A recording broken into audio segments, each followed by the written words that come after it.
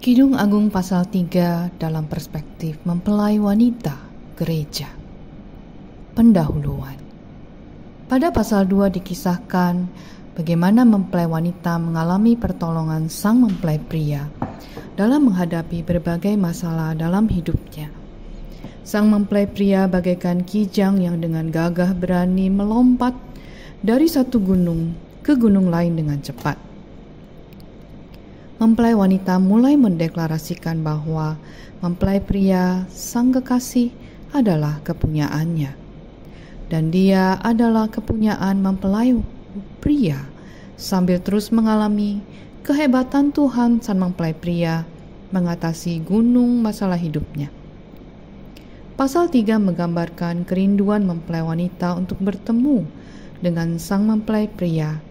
Dia melihat kemegahan kereta sang raja, sang mempelai pria. Pasal 3 ayat 1, mempelai wanita. Di atas ranjangku pada malam hari, ku cari jantung hatiku. Ku cari, tapi tak kutemui dia. Kini sang mempelai wanita sudah menyadari betapa dia dikasihi oleh sang mempelai pria. Sehingga pada malam hari, mempelai wanita rindu untuk bertemu dengan mempelai pria dan memiliki hubungan yang lebih intim lagi dengannya. Sama halnya dengan kita sebagai kekasih Tuhan. Kita ingin menjalin hubungan yang lebih dekat dengan Tuhan. Namun, kita tidak mampu menemukan Tuhan dalam doa-doa malam kita. Kekasih Tuhan, pernahkah kamu merasakan saat-saat di mana doamu seperti memantul kembali?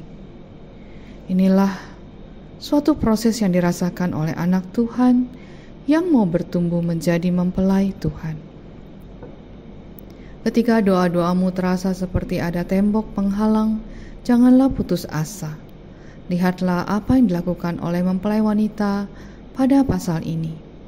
Ia tidak menyerah dan terus mencari di manakah Tuhan jantung hatinya.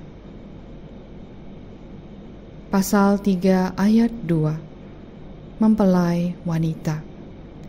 Aku hendak bangun dan berkeliling di kota, di jalan-jalan dan di lapangan-lapangan.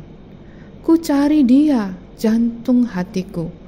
Ku cari, tapi tak kutemui dia. Seorang mempelai wanita yang mengasihi mempelai pria sebagai jantung hatinya akan terus mencari Tuhan, jantung hati pemberi kehidupannya. Jika di tempat tersembunyi dan pribadi, yaitu di atas ranjang, tidak menemukan Tuhan, maka mempelai wanita akan bangun dan mencari Tuhan di setiap tempat yang bisa ia datangi. Keliling kota, jalan, lapangan. Terus mencari walaupun area begitu luas, tetapi kerinduan untuk menjalin hubungan intim dengan Tuhan. Area sebesar apapun, di waktu kapanpun, tidak menjadi penghalangan bagi kekasih Tuhan untuk terus mencari Tuhan Yesus, sang kekasih jiwanya. Ada saat di mana ketika kita tidak merasakan kehadiran Tuhan dalam kehidupan kita, baik di rumah, di jalan, di lingkungan kerja, bahkan di gereja. Ketidakhadiran Tuhan membuat semua menjadi hambar dan hampa. Jika kamu merasakan hal itu, hai kekasih Tuhan, inilah saatnya kamu mencari Dia dan kehadiratnya dengan sepenuh hati, sepenuh jiwa, sepenuh kekuatanmu. Janganlah menyerah, teruslah mencari sampai kamu mendapatkan hadiratnya dalam hidupmu. Hal yang dapat kamu lakukan adalah melakukan doa, pujian, dan penyembahan, membaca firman Tuhan. Carilah tempat di mana kamu bisa merasakan hadiratnya. Di Indonesia, ada berbagai tempat-tempat doa yang sepanjang hari tidak pernah berhenti doa-doa dipanjatkan. Di kota-kota ada berbagai gereja yang mengundang hadiran Tuhan di tengah-tengah ibadah. Di lapangan-lapangan ada berbagai acara KKR yang mengundang hadiran Tuhan di sana. Mintalah, carilah, dan ketuklah, maka kamu pasti akan mendapatkannya. Itulah janji Tuhan Yesus bagi setiap orang yang percaya kepadanya. Lukas 11 ayat 9-10 dan 13b. Mintalah, maka akan diberikan kepadamu. Carilah, maka kamu akan mendapat. Ketuklah, maka pintu akan dibukakan bagimu. Karena setiap orang yang meminta, menerima, dan setiap orang yang mencari, mendapat, dan setiap orang yang mengetuk, baginya pintu dibukakan. Ia akan memberikan Roh Kudus kepada mereka yang meminta kepadanya. Bagi Bapa di surga, Roh Kudus adalah suatu hal yang sangat penting yang pasti akan diberikan kepada setiap orang yang memintanya. Roh Kudus adalah Roh Allah sendiri yang akan berdiam di dalam orang yang menerima Yesus sebagai Tuhan dan Juru Selamat. Dan ini akan diberikan hanya jika kita memintanya. Bukan kekayaan, kepintaran, atau kemasyhuran. Karena Bapa di surga tahu bahwa kekayaan tanpa pimpinan Roh Kudus untuk mengelolanya hanya akan membawa kepada dosa dan kebinasaan. Kepintaran tanpa pimpinan Roh Kudus untuk menerapkannya hanya akan menghasilkan kesombongan dan kehancuran. Kemasyhuran tanpa pimpinan Roh Kudus untuk mempertahankannya hanya akan membawa pada kesesatan dan kebinasaan, bukan hanya kepada dia, tapi kepada para pengikutnya. Kekasih Tuhan, carilah Roh Kudus, Roh Tuhan sendiri dalam hidupmu. Inilah yang disebut merasakan kehadiran Tuhan dalam hidupmu. Pasal 3 ayat 3, mempelai wanita. Aku ditemui peronda-peronda kota, yang kepada mereka aku berkata, apakah kamu melihat jantung hatiku? Ketika mempelai wanita sudah mencari Tuhan ke seliling kota, jalan-jalan, dan lapangan, akhirnya karena ini terjadi pada malam hari, maka para penjaga malam menemui dia. Segera mempelai wanita menanyakan kepada penjaga malam, apakah ia melihat jantung hatinya. Penjaga malam atau night watcher adalah para pahlawan Tuhan, pejabat Allah yang berjaga-jaga di sepanjang malam. Alkitab membagi waktu jaga malam menjadi 4 periode 3 jam yang disebut waktu jaga-jaga. Dalam Markus 13 ayat 35 keempatnya disebutkan, yaitu malam, jaga petang, pukul 6 sore sampai pukul 9 malam. Tengah malam, pukul 9 sampai 12 malam. Dini hari, ayam berkokok, pukul 12 malam sampai 3 pagi. Jaga pagi, pukul 3 sampai 6 pagi. Sekali lagi dalam perjanjian baru, Tuhan dalam Markus 13 menguraikan kepada beberapa muridnya apa yang akan menimpa sisa umatnya yang setia sejak penghancuran bait suci oleh Titus pada tahun 70 Masehi, hingga mereka akan melihat Anak Manusia datang dalam awan-awan dengan segala kekuasaan dan kemuliaannya.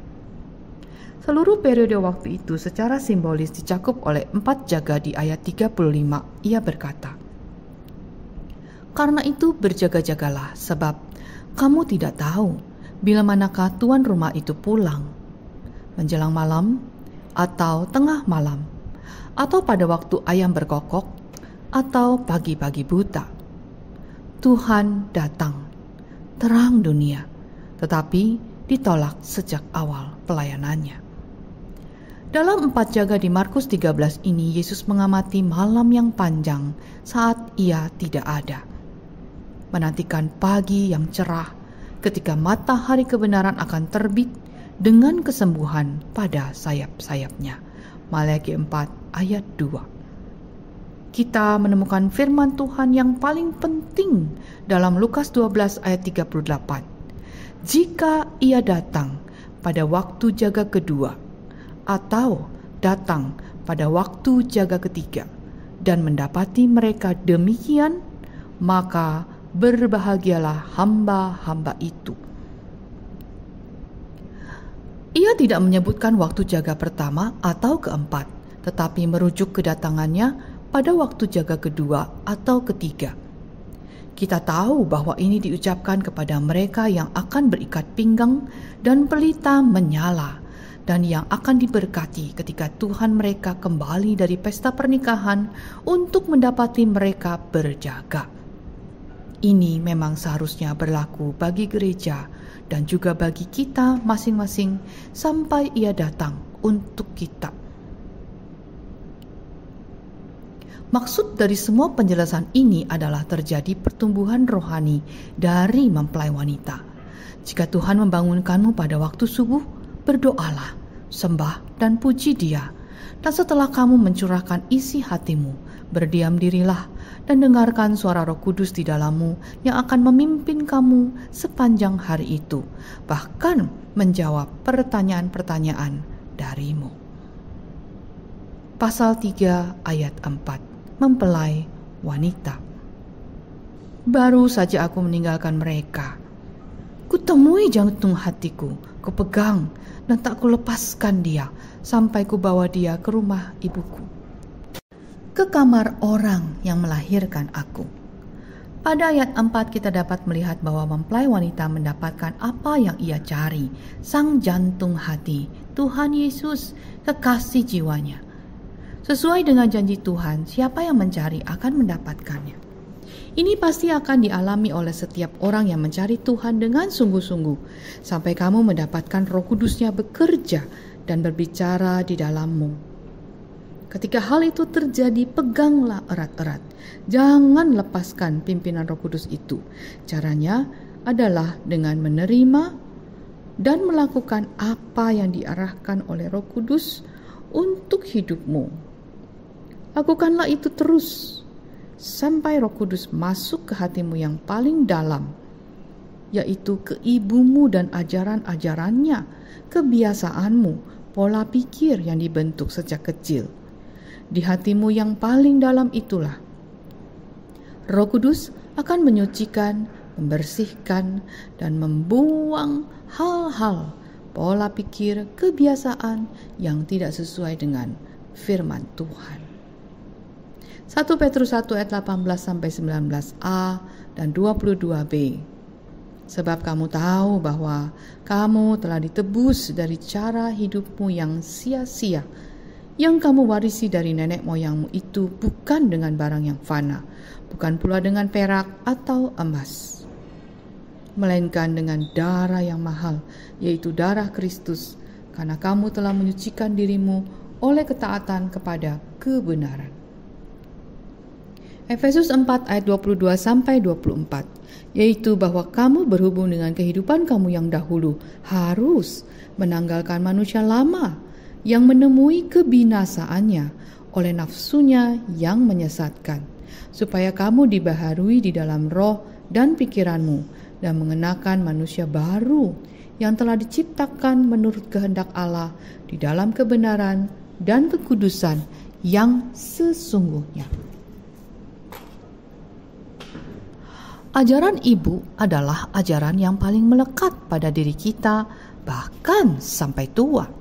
Jika ajaran atau pola pikir atau label yang diberikan kepada kamu tidak sesuai dengan firman, tanggalkanlah itu dan kenakanlah manusia baru dengan roh dan pikiran yang baru sebagai orang yang dibenarkan dan dikuduskan oleh darah Yesus Kristus.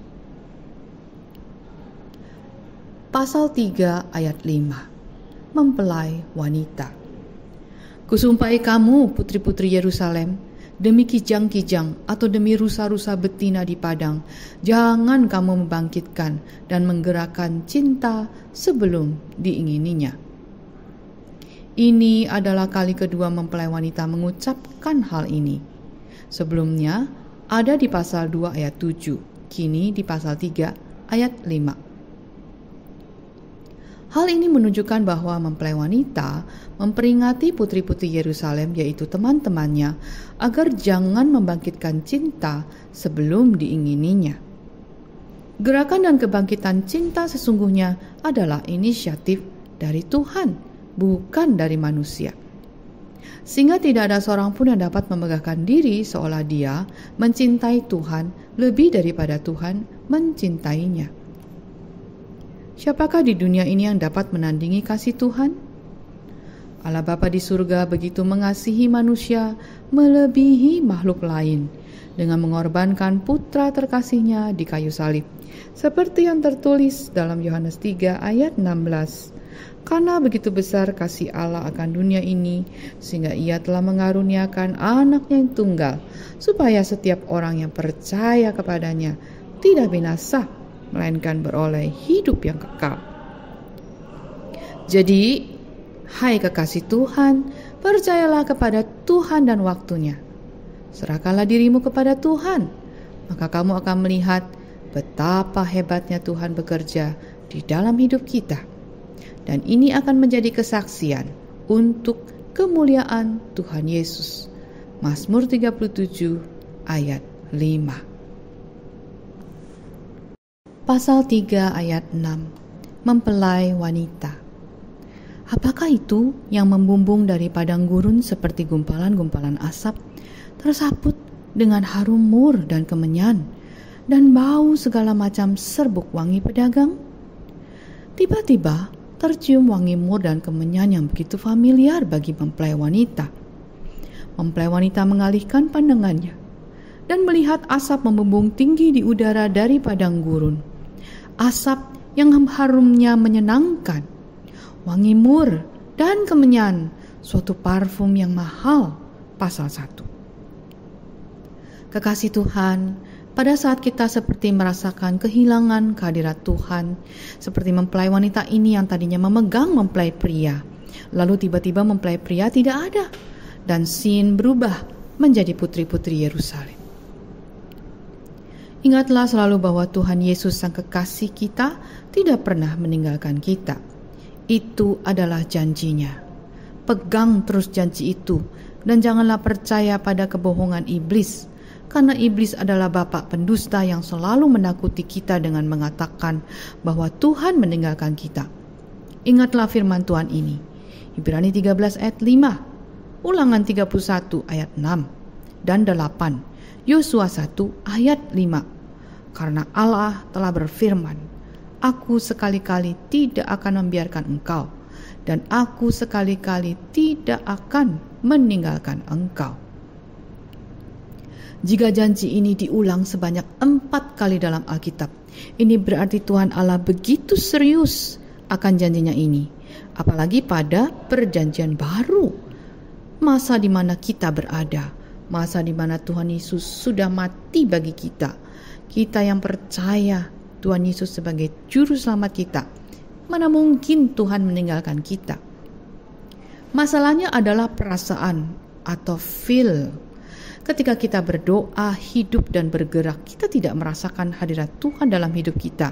Tapi bukan berarti tidak ada Tuhan Allah. Sama seperti matahari bersinar hangat di luar, sementara kita berteduh di gua yang gelap. Di dalam gua, kita merasa dingin dan gelap, walaupun di luar terang dan hangat. Yang kita rasakan dingin bukan berarti tidak ada hangat. Yang kita lihat gelap bukan berarti tidak ada terang. Yang perlu kita lakukan hanya berjalan keluar dari gua, maka kita bisa merasakan terang dan hangatnya matahari. Inilah langkah iman. Berjalan keluar dari pemikiran kita sendiri dan beralih kepada pemikiran Tuhan yang terlihat dari janji-janjinya. Tarik nafasmu dalam-dalam. Dan rasakan udara yang mengalir itu ada memenuhi paru-parumu, menyegarkan kamu. Itulah bukti kehadiran Tuhan. Maka kamu akan melihat. Pasal 3 ayat 7. mempelai wanita. Lihat, itulah Joli atau ranjang dalam kereta Salomo, dikelilingi oleh 60 pahlawan dari antara pahlawan-pahlawan Israel. Ketika kamu sudah menyadari bahwa Tuhan selalu hadir di hidup kita, mata kita akan terbuka dan bisa melihat kereta sang raja yang begitu megah dan dikelilingi oleh 60 pahlawan Israel yang terpilih dan gagah perkasa. Kita yang hidup dalam perjanjian baru, kita ada di Gunung Sion, bukan lagi di Gunung Sinai.